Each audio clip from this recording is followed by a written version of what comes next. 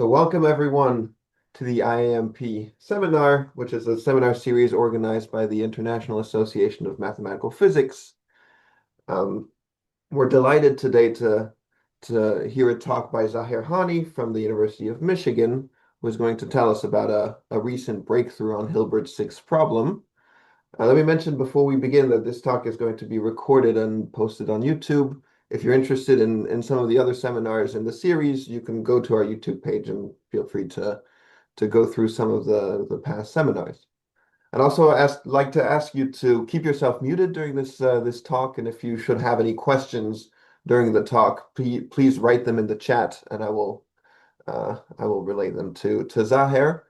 And after the talk, we'll have a short questions and answers section where you can go into more details if you have any questions.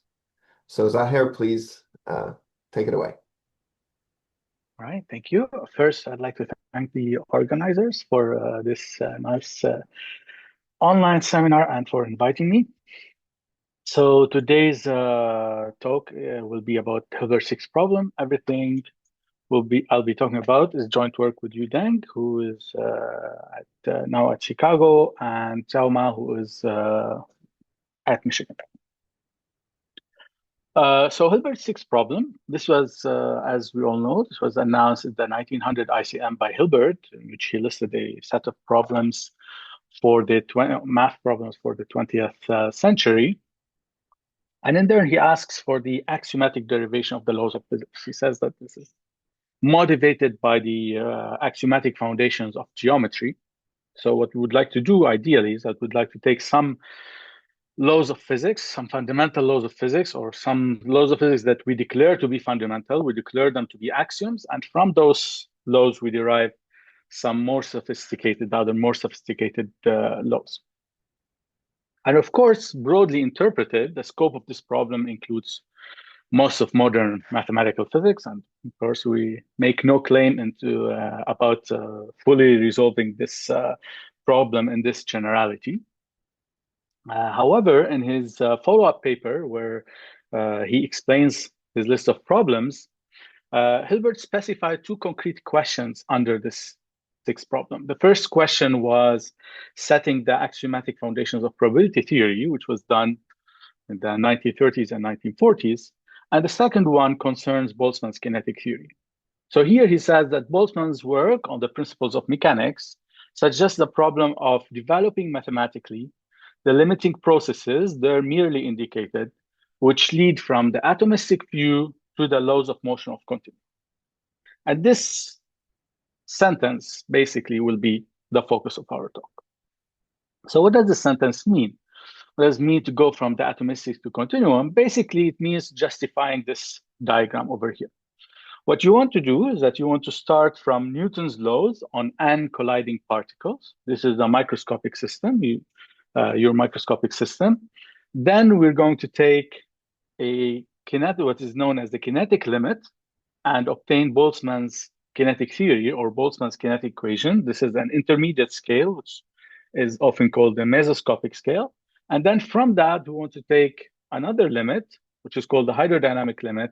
And this limit will allow us to arrive at the equations of hydrodynamics or fluids, like Euler's equation, Navier-Stokes equation, and this will be the macroscopic scale.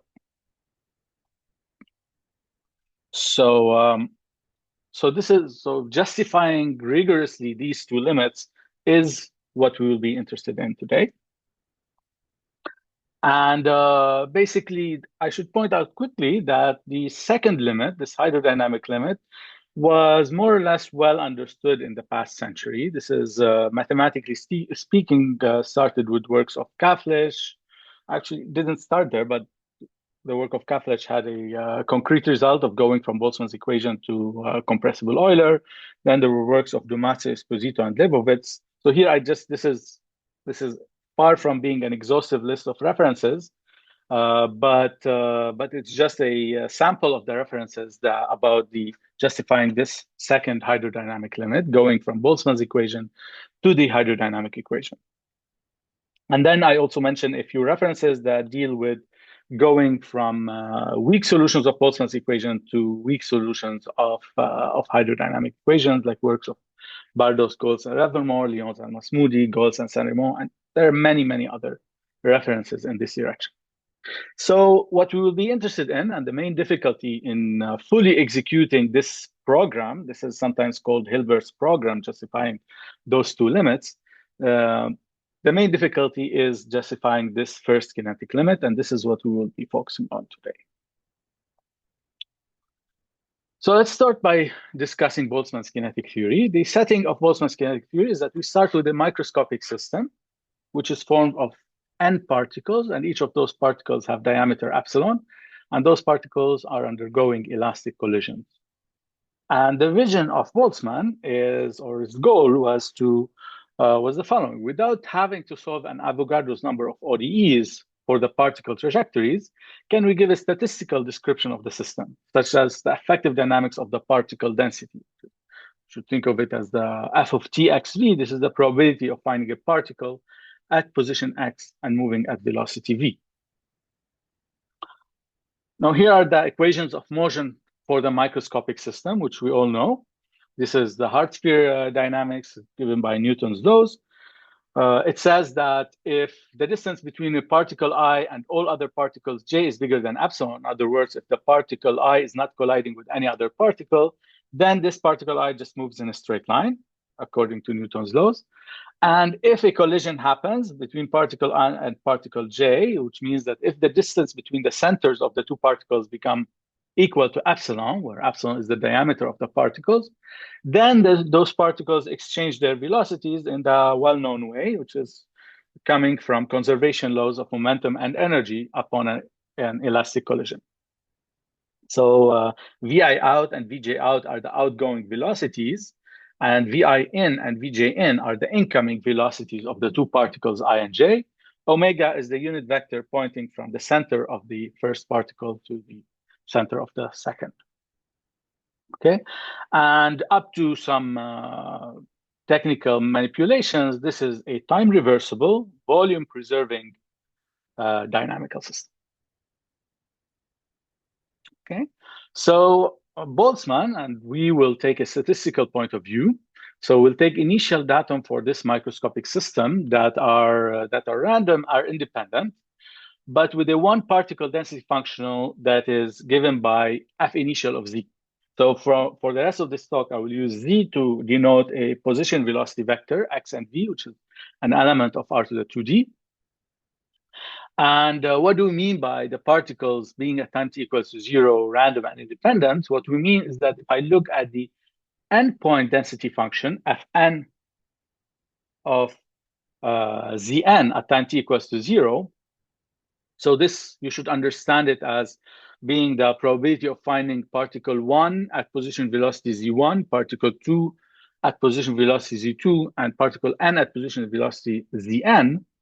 Then being independent means that I'm taking this endpoint density functional basically as a n-fold product of this one-point density functional f initial of z. So 1 over zn is a normalizing factor so that the total probability is 1. And I also multiply by the characteristic function of the domain, which is just the statement that the distance between any two centers of the particles is always greater than or equal to epsilon. Okay, so this is what we call a factorized state. And this is the expression that the particles at time t equals to 0 are independent.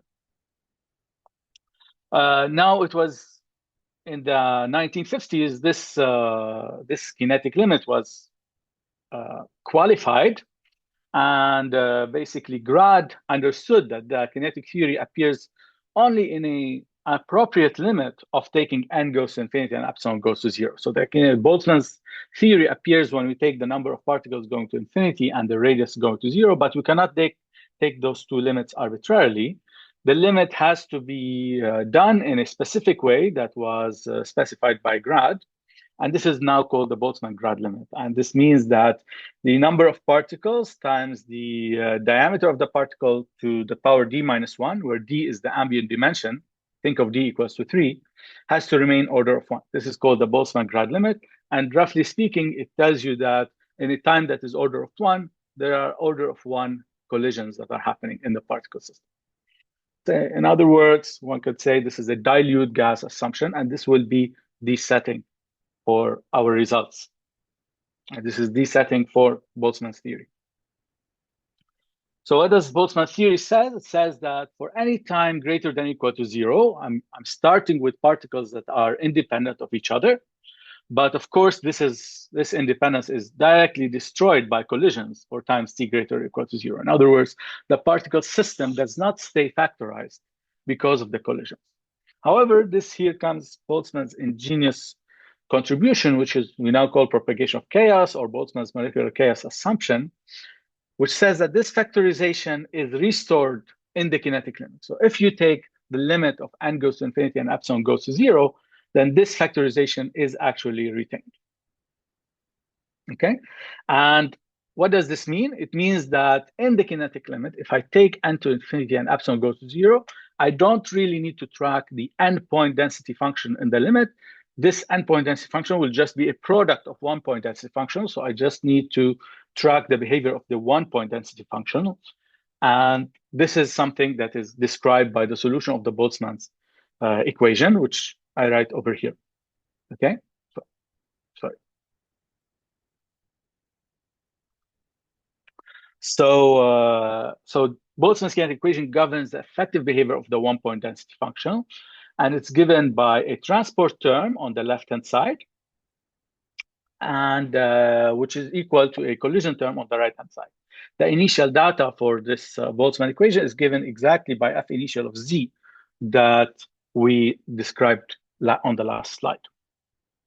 And this is a statement of the collision integral or collision kernel.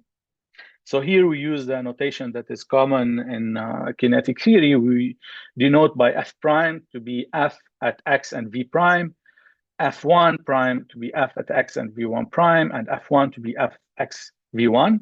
And v and v1, so these are, maybe I'll write a little bit. So v and v1 are the incoming velocities, and v prime and v1 prime are the outgoing velocities.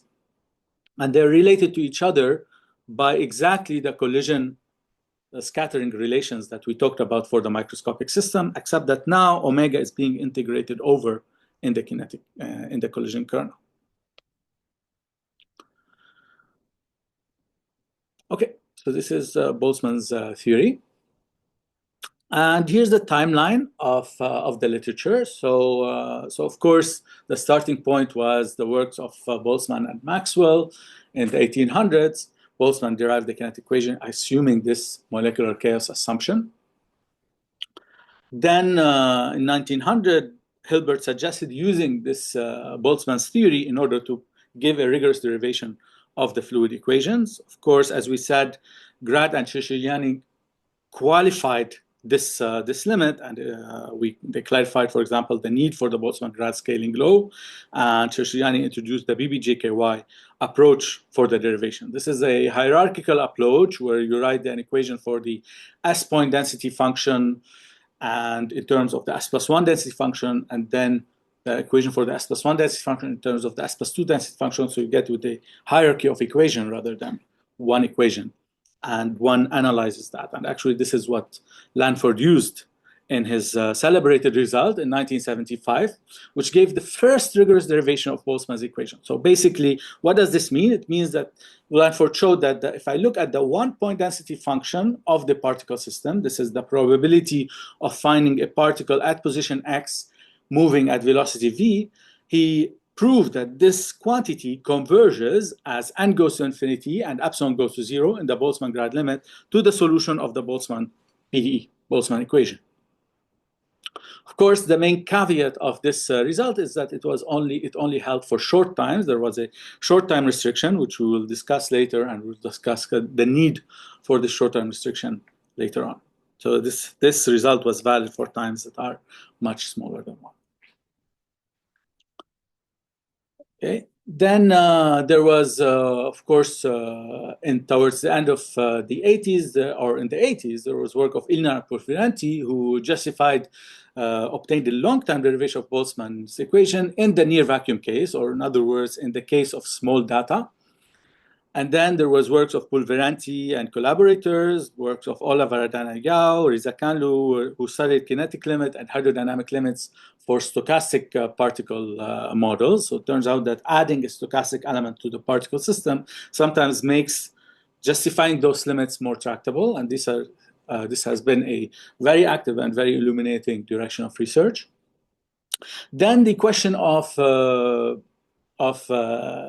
deriving Boltzmann's equation was revisited after 2010 by works of Gallagher, Saint-Rémy, and Texier, who revisited Lanford's proof and proved explicit convergence rates. There was later on works of Bodino, Gallagher, and Saint-Rémy, who studied linear macroscopic limits based on linearized Boltzmann equation. And then they studied fluctuations and large deviations about this Boltzmann limit. So you understand the Boltzmann limit as a first order term in a expansion, and then then you try to study what are the second order, or this first order is you can think of it as also as a law of large numbers, and then you can try to ask questions about what is the corresponding central limit theorem there. I won't go into those discussions here. Those are very deep questions.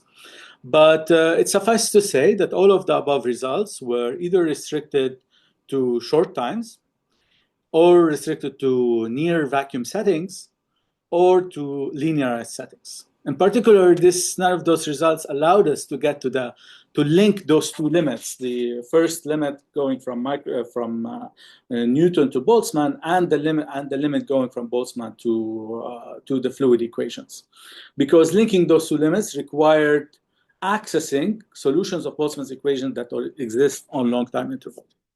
And this brings us to the central question for today, is that can we give a rigorous derivation of Boltzmann's equation from the hard sphere particle system on arbitrary long time intervals? In other words, can we give a long time extension of Lanford's theorem? How long? At least we would like it to be as long as the lifespan of the solution of the Boltzmann equation.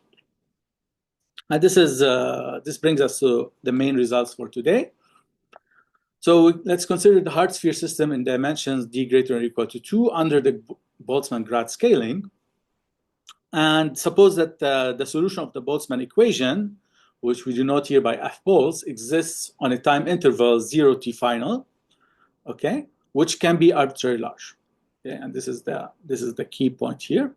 Then for any fixed s and any time interval, any time between 0 and t final, we have the following: that if I look at the s point joint density function, think of s equals to 1 as if on a first reading. So the s point density function again is the probability of finding s particles at positions z1, z2 up to zn. Then this quantity converges in the limit as n goes to infinity to the s-fold product of the solution of Boltzmann equation.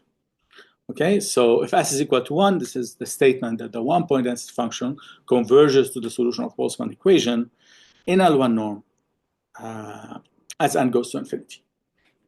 And the key point, this holds over this full time interval 0 t5.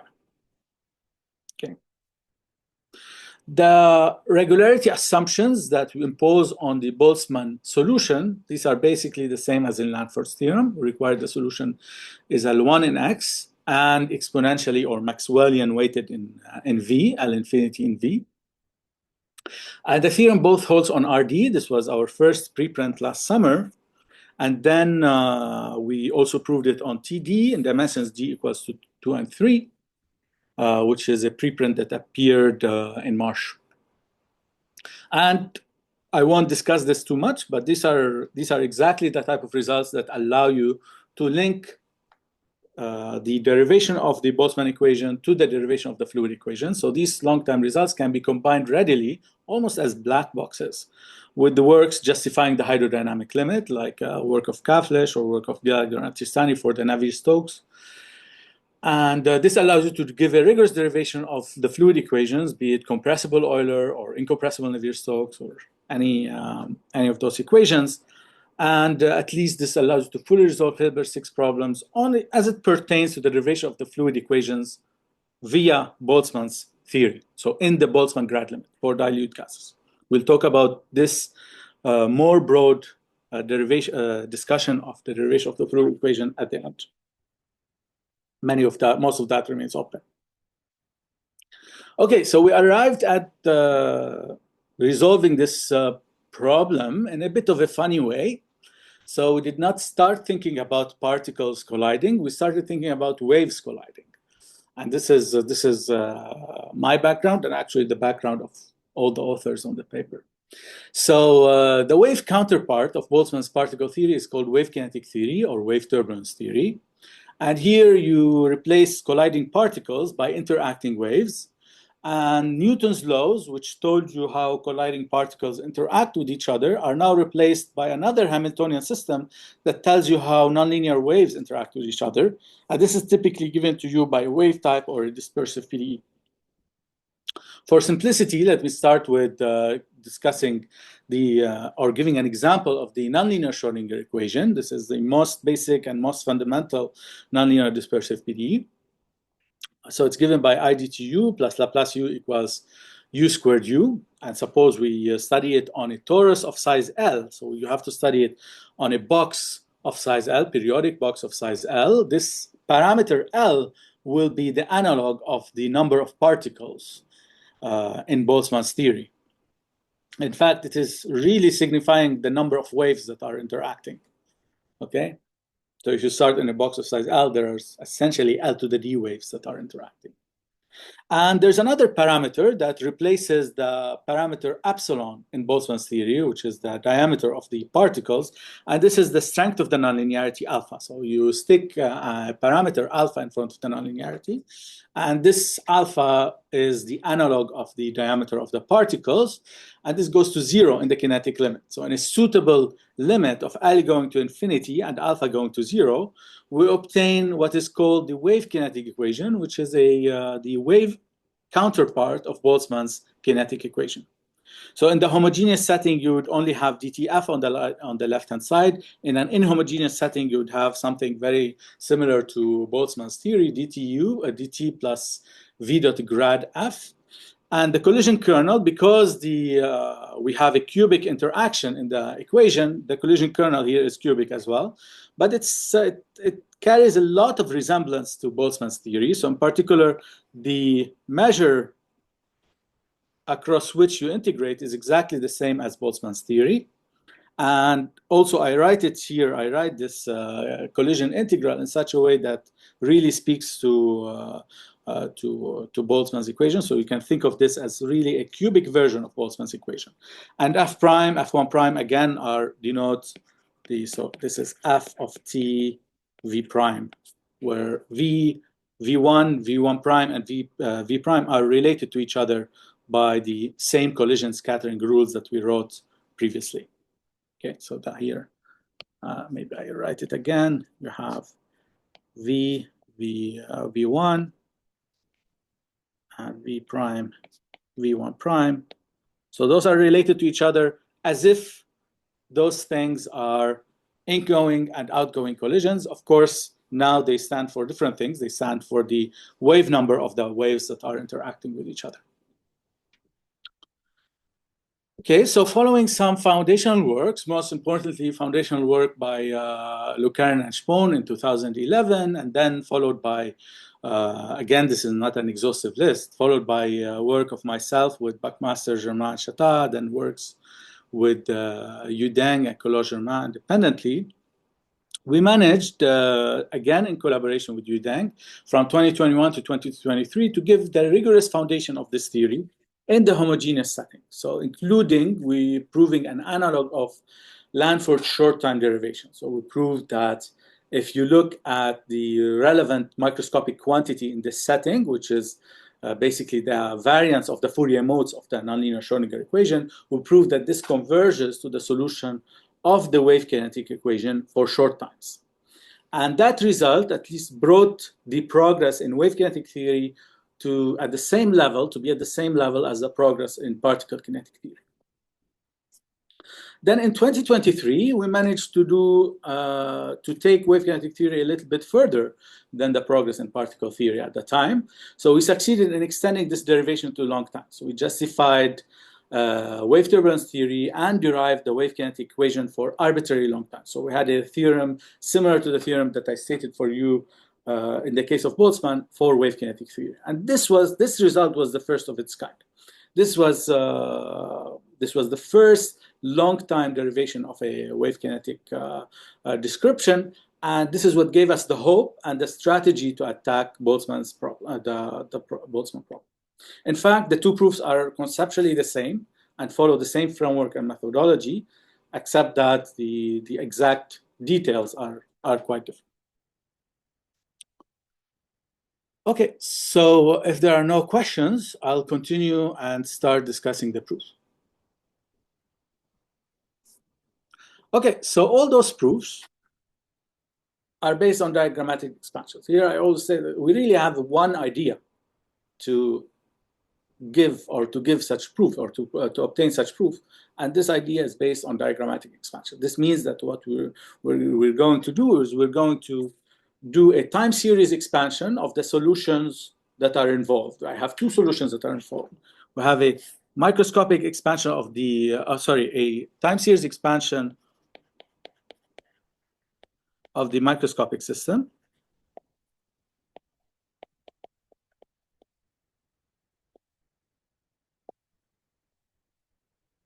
And then the point is you compare it to a much simpler and much smaller, maybe I'll draw it as a smaller diagram, as an expansion of the kinetic equation.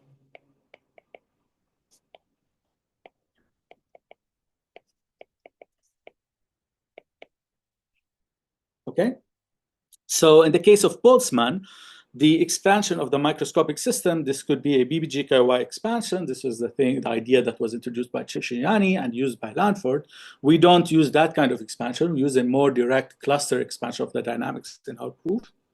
But the point is still that you need an expansion of the microscopic system. And the first step, if you like, or the first thing to understand in this expansion is to understand the leading diagrams in this expansion.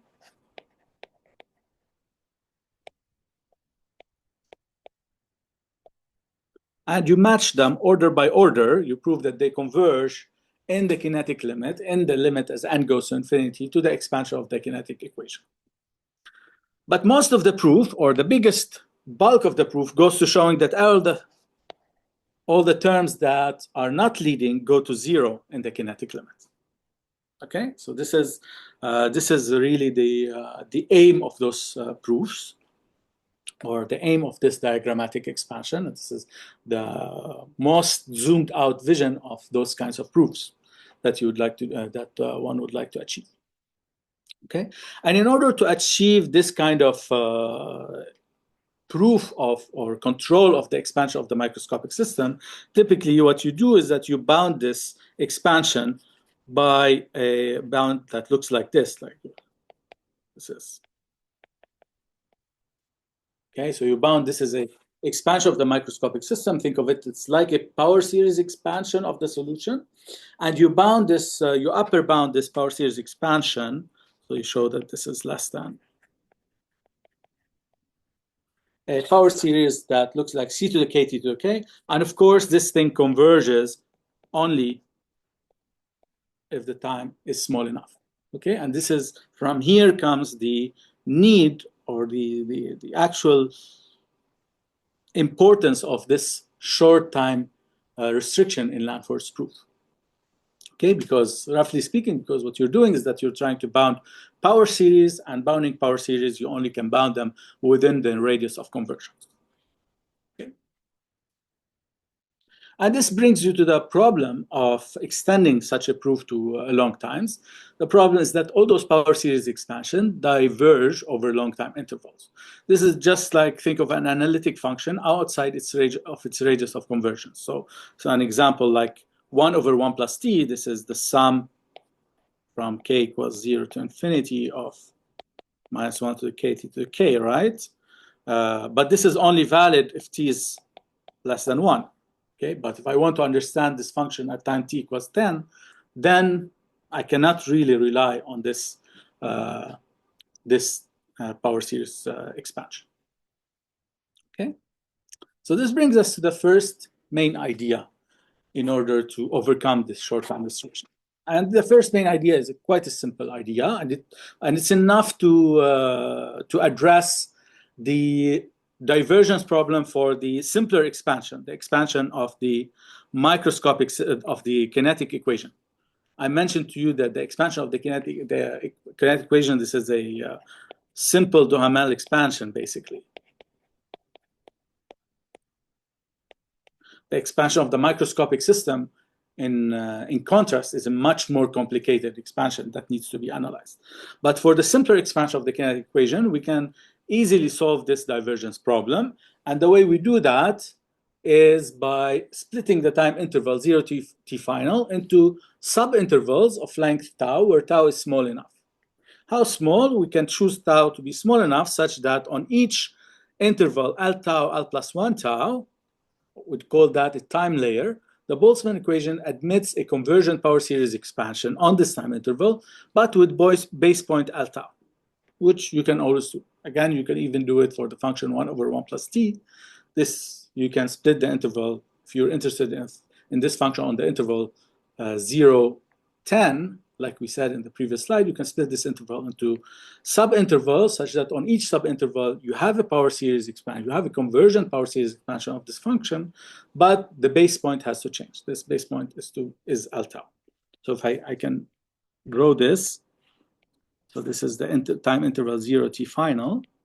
Okay, and what we did is that we split this interval into subintervals of length tau. Okay, and on each those subintervals, which we call the time layer, we have resolved the divergence problem for the simpler expansion of the Boltzmann equation.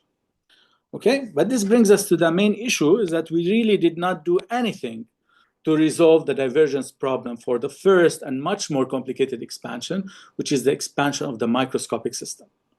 In fact, the reason Lanford was able to show that this expansion converges on the short time interval 0 tau was because we are assuming complete independence and factorization of the initial data for the microscopic system. Remember, this was the starting point in Boltzmann's theory. We are assuming that at time t equals to 0, the initial data was completely factorized. So this was, we had perfect factorization at time t equals to 0. In other words, remember I said that the endpoint density functional is just a product of the one-point density functional, roughly speaking, at time t equals to 0. And because of this perfect factorization, we can show that this very complex expansion of the microscopic system converges on the short time interval 0 tau. Okay, so if I'm thinking of going beyond the time interval 0 tau, say going from tau to 2 tau, then I will face problems because at time t equals to tau, I do not have this perfect factorization. In fact, it's just not true. It does not hold at time t equals to tau. Okay, and again, this brings you to the next natural direction of thinking, which is the natural question that you ask yourself is that what happened to this factorization, this perfect factorization, or this independence at time t equals to tau? Can I quantify this departure from perfect factorization at time t equals to tau?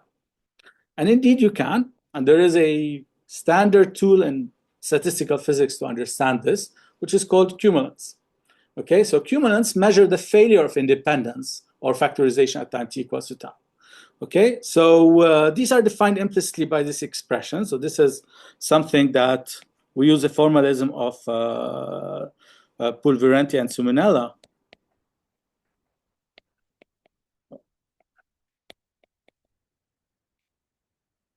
There's more than one way you can define cumulants, but we use this particular formalism that was introduced in the 2016 paper of Pulverenti and Suminella, which was inspiring for this part of the argument. And roughly speaking, what it says is that they tell us that you can expand the S-point density functional, Fs, at time t equals to tau as a sum. So there's a sum over all subsets of the set S. So here the set S, the set bracket S is the set from 1 to S. It's just a shorthand to describing the set from 1 to S. And then there is a factorized part.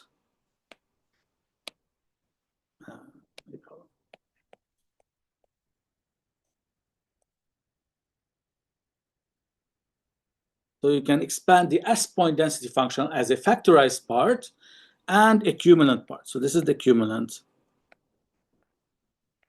E sub H. Okay, so the particles inside H go into the cumulant. The particles that are not in H go into the factorized part. I'll explain a little bit where this is coming from. Okay, so the factorized part is it is factorized because it's given as a product of a one-point function, which is g of tz. And just think of this one-point function as something that approximates the solution of the Boltzmann equation. And the cumulant part, this EH, these are the cumulants. If H is the empty set, the cumulant is 1, so that we have the following expression. We have that Fs at time t equals to tau Zs. I can write it as a product from j equals 1 to S of g of tzj. So this corresponds to the case when H is empty, plus the contribution of EH for H when H is not empty.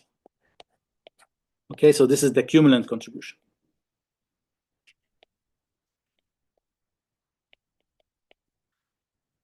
Okay, so this is what this expansion tells us. And the only thing that I want you to keep in mind about those cumulants EH is that EH being non-zero signifies a state where the particles in the set H have built some correlation between each other on the time interval 0 tau.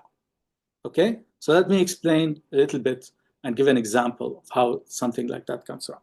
So suppose I'm trying to give this expansion of F3 in terms of its cumulants, or in terms of a factorized part and the cumulant part. So I'm looking at the 3-point density function. So this means that I'm looking at 3 particles, particle 1, particle 2, and particle 3.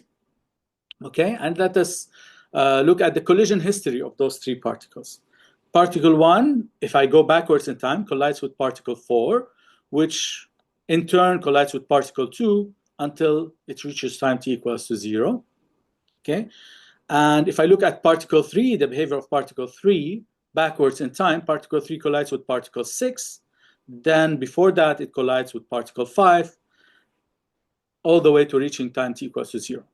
So if I look at this collision history over here, I notice that particles 1 and 2 got correlated to each other in the time interval 0 tau because they were connected by collisions. They were collected by collisions, particles 1 and 2. And as a result, they will be part of this cumulant. So the cumulant EH, when H is given by the set 1 and 2, will be non-zero in this case. And this kind of collision history will feed into this E sub H over here. On the other hand, particle 3 did not do anything related to particles 1 and 2. It collided with particle 6, and before that, it collided with particle 5. So, and for this reason, this will contribute, such a collision history will contribute to the factorized part of the cumulant expansion. Okay? And this emphasizes the importance of the notion of clusters in the dynamics. So clusters, these are groups of particles that are connected by collisions. For example, particles 1, 2, and 4 form a cluster here, and particles 3, 5, and 6 form another cluster. And our proof of this expansion over here is based on a cluster expansion, which is an idea that is well known in statistical physics as well. Okay, and basically the point is that these cluster expansion allow you to give explicit expressions for EH and the one-point density function g of t in terms of the initial distribution of the particle system. Okay, and you can repeat that on the other time steps. So not only from that you can expand Fs at time tau in terms of Fs at time 0 in terms of this cumulant expansion, you can repeat it and expand fs at time L tau in terms of g at time as a you can express fs at time L tau as a sum of a factorized part over here and the cumulant part eh of L tau. And these EH of L tau and G of L tau are expanded in terms of G at time L minus 1 tau and EH at time L minus 1 tau, and all the way to time t equals to 0. This inductive step is done up to 2 crucial twists that I will discuss later so that we don't distract ourselves. Okay.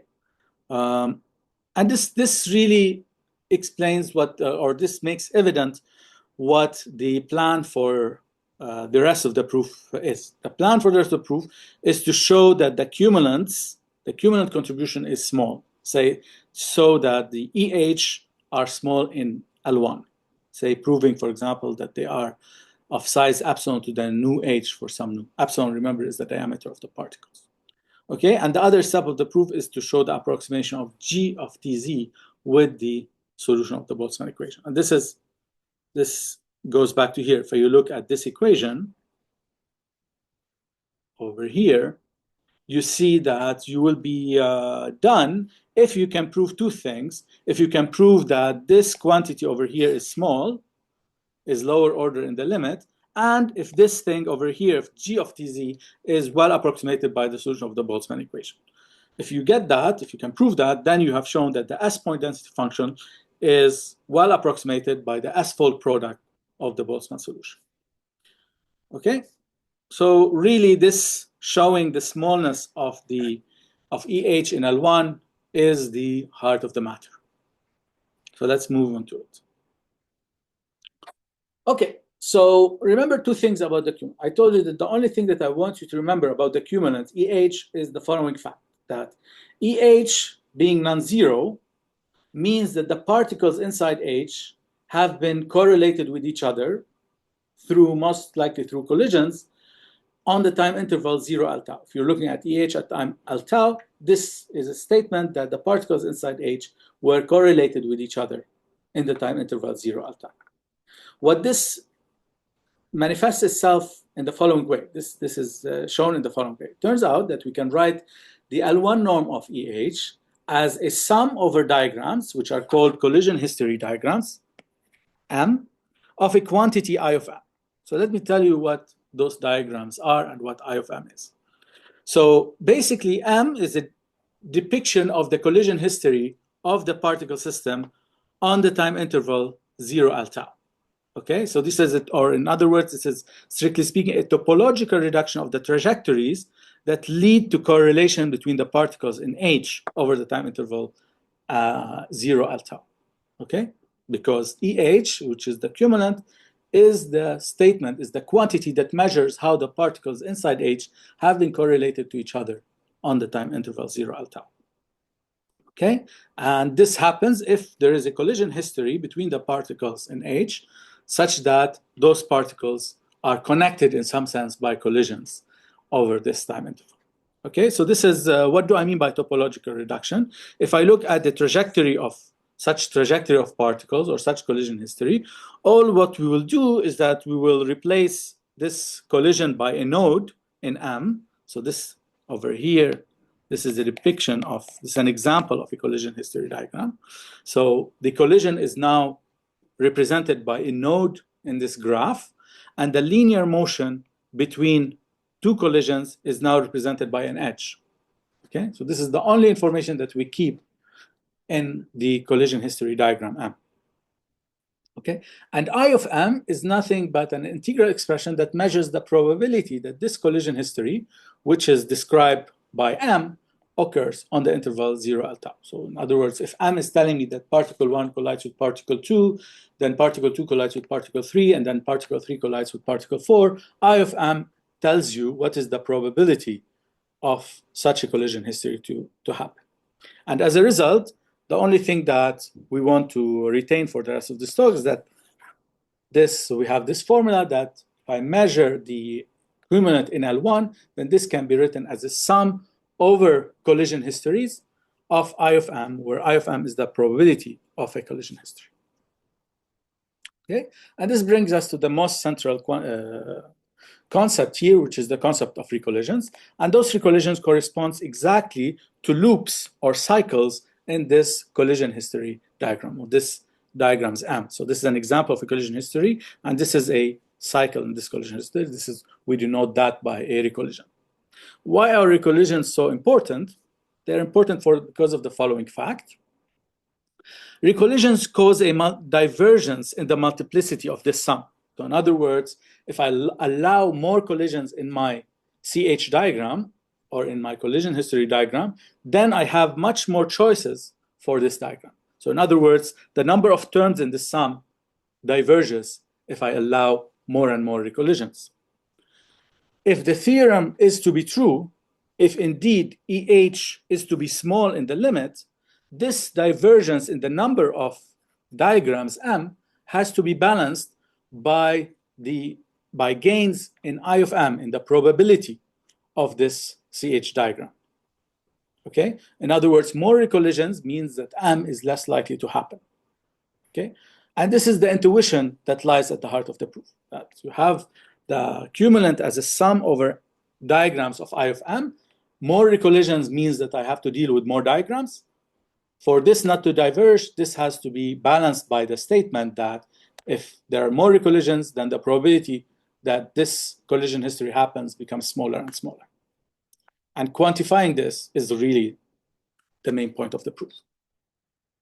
So how do we quantify this? How do I quantify that if I have a collision history with many recollisions, in other words, if I have a graph M that has many cycles in it, how do I quantify the fact that this collision history is less likely to happen? The main idea in estimating I of M is what we call cutting. So what we will do, cutting is a very simple process. What you do is that you look at, you take an edge. If this is an edge in your collision history diagram, you bring a pair of scissors here, and you cut it into two pieces, like this. But whenever you do a cutting, you declare one of the pieces to be fixed and the other one to be free. So for example, this is a depiction over here. I have this diagram M, and I'm doing a cutting across those two edges, and I'm left with two diagrams as a result, M1 and M2, where I did the cut, one edge is free and the other one is fixed. Okay? Why do I have to declare one edge to be free and the other fixed? This cutting process is just a diagrammatic representation of Fubini's theorem. There's nothing really deep here. This is just a diagrammatic representation of Fubini's theorem, because in Fubini's theorem, if you are integrating f of x1, x2, dx1, dx2, then you can do this by integrating first in x2,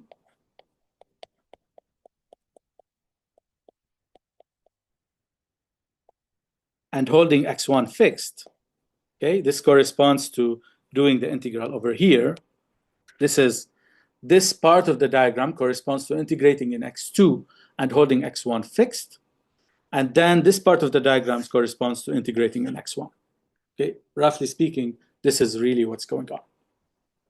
And more than that, Fubini's theorem tells you that if you do such a cutting, if you cut a diagram M, or a collision history, into two parts, M1 and M2, then the probability of M happening is bounded by the product of probabilities of M1 and M2 happening. Okay? So this gives you the idea of how to proceed. The idea is that starting from a collision history that could be arbitrarily complex, the idea will be to cut it over and over, over and over, over and over, okay, until we get small pieces for which we can estimate the probabilities, those probabilities I and J, by hand. So what we do is that here we cut it enough such that I of M is less than the product from J equals 1 to N of I of Mj. Okay, so here this means that if I cut M into M1 up to Mn, and each of those pieces are small enough, and what do I mean by small enough? Means that they contain one collision or two collisions, like things that look like like this diagram over here. This is a small enough diagram so that I can compute I of m explicitly and by hand. And this is also a small enough diagram so that I can compute I of m explicitly and by hand. Okay, and I will show you how to do the estimations of such diagrams on the next slides. Okay, so this is the idea. We start with a very complex collision history, and then we cut it into small enough pieces, and using this estimate on the probabilities, we obtain the estimate for I of m. Okay, so let's talk about the estimates on those small pieces. So this is an example of a diagram that has only one collision inside it. Okay, so this is, we call it a 3 molecule because it has one atom in it, or one collision, and 3 free ends. It has one fixed end over here and three free ends around it. Okay, this collision history molecule is nothing but a representation of the following game of billiards. Okay, so this is really reduces those small enough diagrams can be seen on a billiard table. Okay, so this corresponds to have a red ball, and you want to hit it with the white ball in order to put it in this pocket over here. Okay, the probability of making this shot, if you average over initial configuration, is epsilon to the d-1, and this is basically because you have to, in order to make the shot, you have to angle your shot of the white ball in a set of diameter epsilon on SD-1, and this set has measure epsilon to the d-1. Okay, so the probability making of making this ball is epsilon to the d-1, and this is very much, this epsilon to the d-1 is the same epsilon to the d-1 that appears in the Boltzmann grad limit. So this is really a fundamental fact, and this is translated by the fact that those diagrams are the most important diagrams that appear when you do the cutting, and those are the most common diagrams that appear when you do the cutting. Okay, so this is the 3 molecule. This is the most important elementary molecule that is obtained in our cutting, and the probability of it appearing is epsilon to the d-1. Okay, the second most complicated molecule that appears, or the second most complicated collision history diagram that appears, is one that involves 2 collisions, like this one over here. So this is a CH molecule that corresponds to this picture on the left. Okay, what does this picture on the left have? It has 2 red balls, and what I want to do is that I want to hit the first red ball with the white ball and pocket it here, and then the white ball has to travel and hit the second red ball and pocket it in this other pocket here. Okay, of course this is a much harder shot to make. You need to be a very good player in order to be able to make this shot, and this is translated by the fact that this shot is, the probability of making this shot is smaller. In other words, I of m features a gain in it. So the fact that it is harder to make is a gain for our purposes. Okay, so this is the smallest unit of gain in the proof. Okay, remember the proof is based on us estimating I of m as a product from j equals 1 to n of I of mj, where mj are elementary molecules or elementary collision histories, like the ones that are described here or on the previous slide. Okay, so if I have many of those molecules that feature a gain like this one, this is good for me because this is what I want to prove. I want to show that I of m is less likely to happen when m has many recollisions inside it. Okay, and this brings us to the main novelty in the proof, which is the cutting algorithm. So the rough idea of the cutting algorithm is that if you have a collision history that has many recollisions, in other words, if you have a collision history that has many cycles in it, then this requires you to make many of those 2 pocket shots on the previous slide. And those 2 pocket shots come, each one of them comes with a gain.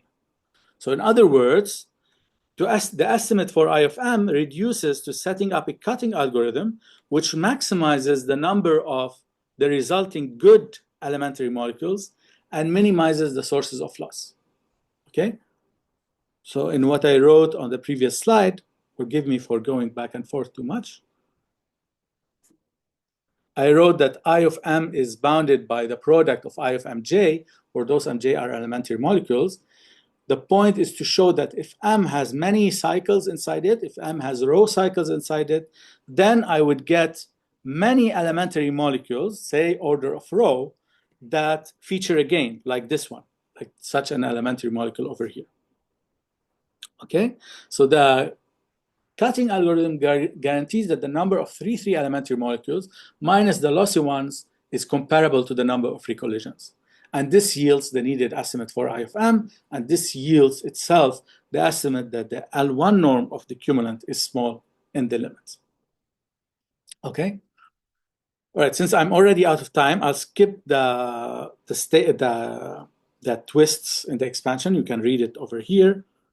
And maybe go to my last slide, which is some future horizons, just to point out that this is really the start of a new story rather than an end of a story. So some future perspectives that now that we have this robust way of going to long times in kinetic theory, we can extend existing results that were only known for short times to long times, like fluctuations or large deviations. An equally interesting question is the question of other microscopic systems. So here we only studied hard sphere collisions, but we can try to understand particle systems that are interacting by potential interactions. Like, for example, if the microscopic dynamics is given by this ODE system, where phi is a suitable potential function. In the case when phi is short range, the short time theory has been understood by King in 75 and later by Galgan, Saint-Raymond, Texier, for example, among others. And now this is something that one should be able to understand for long times. Of course, if phi is not short range, then much less is known, and it would be an exceedingly interesting direction to even try to understand what can be said for such longer time, long range interactions, even for short times. One could also consider quantum systems in which you replace Newton's laws, Newton's interactions with endpoint Schrödinger equations. And this leads to what is known as the quantum Boltzmann equation, which is a very interesting problem that we also think we can say something about that. So this corresponds, this is in relation to what kind of other microscopic systems one can consider. A very interesting and very open question that is still remains is that at this point, we only understand the case of dilute gases. We only understand the Boltzmann's grad limit, which is the derivation of the fluid equations in the case when this Boltzmann grad limit, and when this Boltzmann grad limit holds, we have this intermediate step of Boltzmann's theory, okay, which allows us to go from the microscopic system to the macroscopic fluid equations. If you change from this scaling law, you lose this intermediate step that we have been using in order to go from Newton to fluids, okay? So this is an exceedingly important and exceedingly interesting question of what happens when you don't have this kind of limits. Under proper scalings of the problems, we expect Landau's equation to show up or to play a role, which as long as you have the gas law n times epsilon to the d is order of 1, but this is the derivation, that case is still open even for short times. Again, this is something that in broader perspective to Hilbert's problem, which is still very much open. And finally, another very interesting question to me is whether those derivations can allow us to understand the singularities and singularity formation in fluid equations. I believe this is sort of, you can think of this as a modern motivation to understanding for Hilbert's modern motivation of Hilbert's sixth problem. Perhaps Hilbert was motivated by the foundations of geometry in order to ask the question of rigorously deriving the fluid equations. But from a practical and from a theoretical point of view, a big motivation would be to understand the singularities of the fluid equations. For example, some fluid equations like compressible Euler, we know that they develop singularities. And it is expected or conjectured that even the Navier-Stokes equation might develop singularities. But Newton's law do not develop singularities. The microscopic system does not develop singularities. So what does this mean? What do those singularities mean for the microscopic system? And does this passage from the microscopic to the macroscopic, possibly even through Boltzmann's theory, allow us to understand what happens exactly at the singularity, and more importantly, what happens after the singularities form at the level of the macroscopic systems? Okay, so these are all exceedingly interesting questions to which we still don't have sufficient understanding and sufficient good answers, but this is something that it's promising that we might have some, or might start having some answers in the future. Okay, with this, I'll stop here. Sorry for going over time, and thank you for listening. Thank you very much for this wonderful talk. We have time for some questions. If you have any questions, please either use the raise hand feature or type your question in the chat. I'll give you a few seconds to. Maybe I have one question, if I may. Herbert, please. So it's a sort of question on comparison between wave equations and the hard sphere gas. I mean, when you look formally at this diagrammatic expansion, then you see that the wave equation is sort of more singular. I mean, it has actually zero weights of convergence, because from the Gaussian you get an extra factor n factorial when you sort of do the very naive sort of elementary counting. And so my question is, I mean, in your proofs, I mean, is this reflected? I mean, is the wave equation in some sense more complicated to handle than the kinetic equation, or how does it work out? You mean wave is more complicated than the particle case? I think it's more singular in terms of the level of the diagrammatic expansion. You see, because when you do this naive counting, which you did also for the hard spheres, I mean, you get an x of n factorial because your initial state is Gaussian and not Poissonian. And so at first sight, it's more singular. Yeah, this is a very, very interesting question. And we devote, I'll give a short answer, but we devote a rather good part of, or a discussion of it in our Boltzmann paper. We do a comparison between the wave proof and the Boltzmann proof. So if one compares those two proofs, there's one notices differences like the one that Herbert pointed, is that in the case of the wave, you have this factorial divergence in the number of diagrams that has to be recuperated in a certain way. And more importantly, or another complication that appears in the wave case is the fact that, and this is one way this manifests itself, this factorial diversion manifests itself, is that you have to uncover cancellations in the Feynman diagram expansions, and this is something that we needed to exhibit in the wave case. In particular, if you remember when I told you that we always, both in the wave case and in the particle setting, we have an expansion of the microscopic system. And this expansion of the microscopic system, you prove that it is upper bounded by some sort of sum over k of c to the k, t to the k. Now, in the wave case, this convergence is not absolute convergence. This convergence is conditional convergence. And this is an extra complication in the wave case.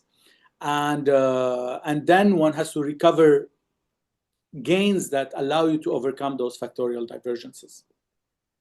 In the particle setting, the difficulty tends to go completely into the algorithmic part of the argument. And the algorithm in the particle case tends to be it's a little bit more it's more complicated than the wave setting, but you don't, the series, the microscopic system expansion converges absolutely. You don't need to uncover cancellations or nothing really deep cancellations that need to be uncovered in that expansion. But there are, at the same point, despite those differences, there are a lot of similarities, and there are some sort of difficulties that appeared in the wave case that somehow appeared in different guises in the particle case. Particularly, for example, if you consider this mechanism of gain that I told you about, this kind of gain that is coming from two collisions happening after each other over here, this is something that appears also in the wave case, and this is also a mechanism of gain for the wave case. Things in the wave case are a little bit, or in the particle case are a little bit more complicated, partly because this kind of gain is the only gain that we can exploit in the particle setting, but we have a couple other mechanisms of gain in the wave setting. So in conclusion, the wave proof is a little bit more complicated in certain parts, particularly in recovering this factorial divergence that Hilbert pointed out, and in terms of recovering those cancellations, which are these are not direct cancellations, they are rather elaborate cancellations. And in the particle case, it's more difficult from the point of view of getting enough gains for the cumulants. Thank you very much. All right, thank you. We have a question by Lukasz. Please, Lukasz, unmute yourself. Yes, thank you very much. I hope that you hear me, yes? Yes. Okay, fine. Thank you very much for your very interesting talk. My question is about such issue. Maybe because I would like to share my screen. Could I share my screen? Can you maybe state it without sharing the screen? I think it would make things easier, just organizationally. Because I would like to write some on something on the screen. My question concerns such situation.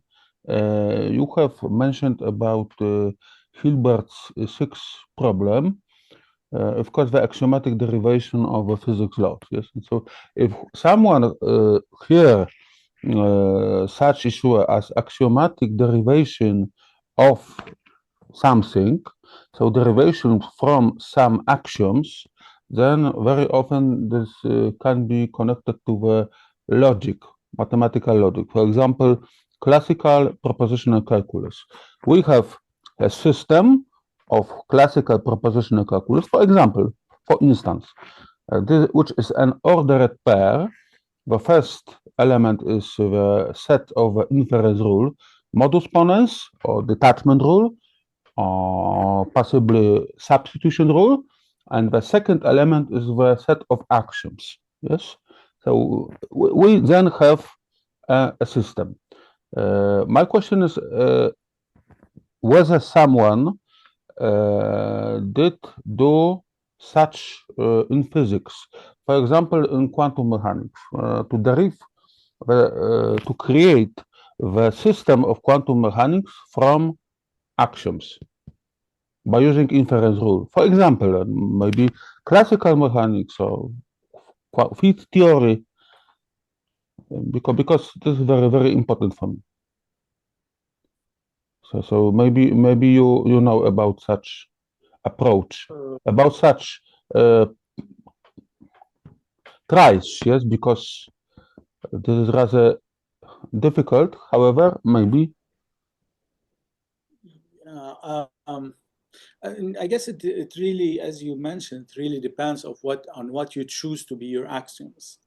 For us, we're doing things we're not getting to the point of where axioms start requiring the foundations of logic. We are taking our axioms to be things like Newton's laws or Schrodinger's equation, and we're starting from that and trying to build up from that.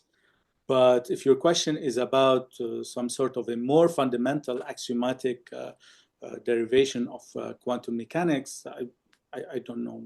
Okay. Thank you. Thank you for that, Zaher. Are there any further questions?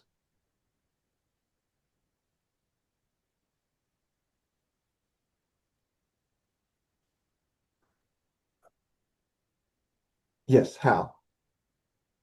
Yeah, thank you very much. It was a beautiful talk, and I have several questions, but let me ask one very naive one. So, when I first saw this assumption by Boltzmann, the assumption of molecular chaos, it looked like something too optimistic. But now you tell us that in the Boltzmann grad limit, this assumption of molecular chaos is sort of exact.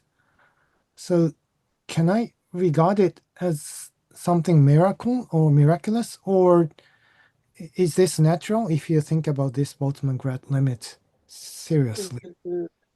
That's very good. Yeah, so basically in Boltzmann was one way of understanding what Boltzmann said is that he is saying that anything that deviates from this Boltzmann grad limit is lower order in the, sorry, anything that deviates from this molecular case assumption is lower order in the kinetic limit, okay? And what we did is we quantified that and showed that these are indeed lower order things, because the deviations from this molecular chaos assumption turns out to be coming really from recollisions, and the point is that the contribution of those recollisions is lower order. But I agree with you exactly that I don't think it's a good idea to think of this as a perturbative statement. It's not a good idea to think of propagation of chaos as a perturbative statement. I think I agree with you that this is a nonlinear statement. It is something that is coming from the fact that you have that the leading order interactions, okay? The leading order interactions preserve the propagation of chaos. But it doesn't mean, it's not a statement that there are, it's not really, it shouldn't be understood as a perturbative statement, but more like the fact that the leading order interactions preserve this propagation of chaos. And this shows up both in our wave proof and in the particle setting. In the wave case, we also have, there's also, of course, a propagation of chaos phenomena that's happening. And if one assumes this propagation of chaos, you get a direct derivation of the kinetic equation.